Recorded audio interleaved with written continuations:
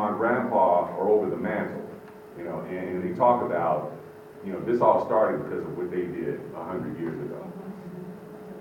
What questions do you all have?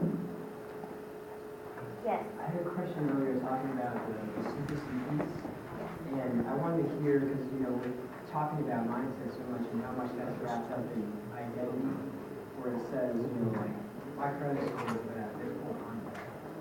You know, and Jake was talking about, I'm not my job.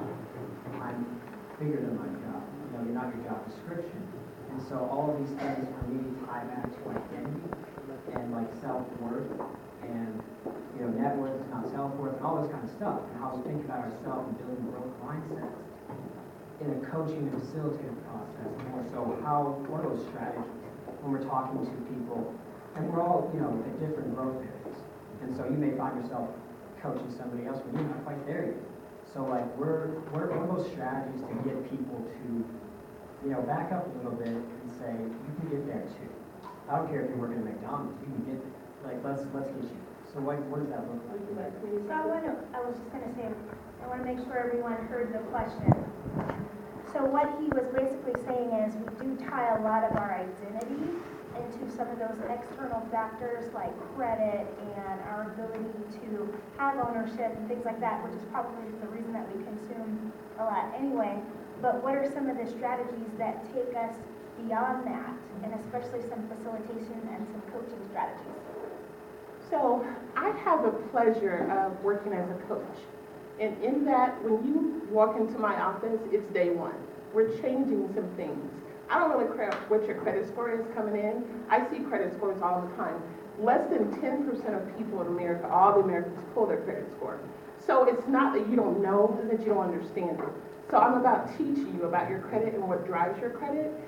So here's the thing, it doesn't matter what your credit score is today. If it's the same 6 months from now, it means you didn't show up in your own life. You didn't do the work.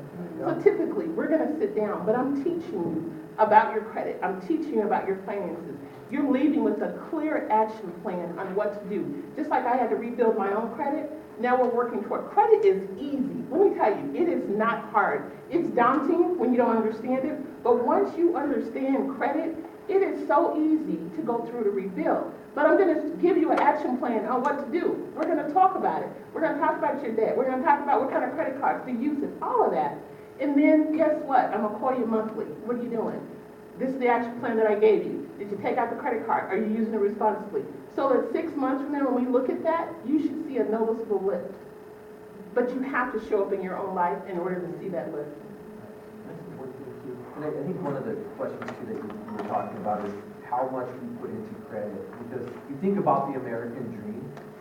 I mean, it's been built up to be this American dream that you buy a home ownership, business ownership, all of those things, but it's tied to credit.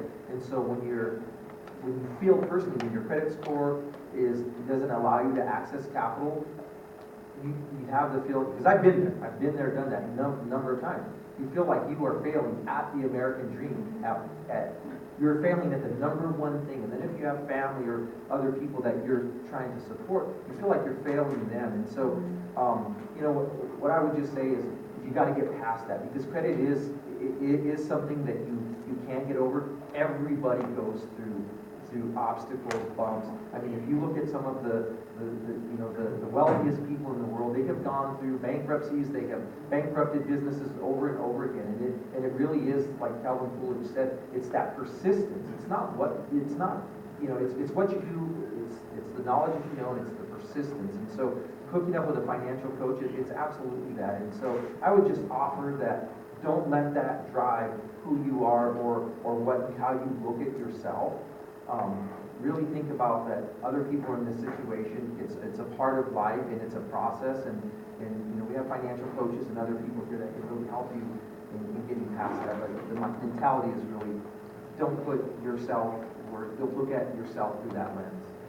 Before you jump to the next question, can I add something to that? Sure. In a broader context of changing identity, which is what I think is what I'm hearing what you're saying, is that we attach a lot of these external factors to who we are, and that if they're really great, then you're on top of the world, right? Like, I got this going on, that going on, and I'm just fine. And then if it's not, then you feel like your self-worth goes down. So I think that from a broader concept, whether it's finances or other areas in your life, we have to begin to change how we identify. And I think that comes through, one, that's going to come through recognizing how you identify. So that takes a little bit of introspection. And I've been kind of down that journey of saying, what is it that I attach myself to? Because when you attach to something that's very fluid, you know, like we said, you could be rich and you might think that you're just sitting on top of the world. And then when your income goes down, right? If you've attached your identity to that, then that means that as soon as your income goes down, then that means that you go down, right? And so we have to find a place, we have to find differences in how we attach, what we attach to our identity. And so I think that we have to attach our identity to values and to attributes that are not so fluid. So for example, I value myself as someone who has integrity. That's something that I control. I do the right thing because that matters to me. So it doesn't matter whether I am doing really well financially or I'm not doing really well financially. My attachment is the fact that when I walk into a space, I know that I walk in integrity. I believe we have to really shift our identity to things that are value-based versus things that are fluid. So I hope that answers that. Yeah, and that's who said, you have to do the work, right? And if you're Let me tell you, our CEO, Hold on, just from a timing standpoint, we're just gonna take one more question, and then we're gonna break out into the breakout sessions. So one more question, I see a few hands, so I'd like to get one more hand. I'll make mine real quick. Okay. Mine is really not a question, but I just want to say thank you. This room should be filled. It should be filled not with just us as adults, but with the children too.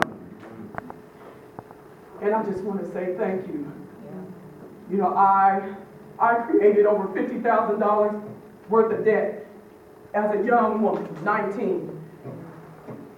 Taking out student loans, not having an idea of what my purpose was. But I went to school because that's what everybody was saying, you gotta go to college. So I went to college not having an idea of what I should have been educated in, and created a bunch of student loan debt, over $50,000 worth. Okay, but now that I understand my gifts, someone said in the beginning, what is your definition of success? And to me, the true definition of success is discovering what you were born to do. Once you discover that, then that's when the wealth is going to come. And so I make it a point trying to reach the younger generation, you know, helping them to understand what to discover their gifts and talents. And so just the wealth of knowledge here. I'm glad my brother's taping it because this needs to be shown so that we can get our kids and they have a better future and a better start at becoming successful. So thank you.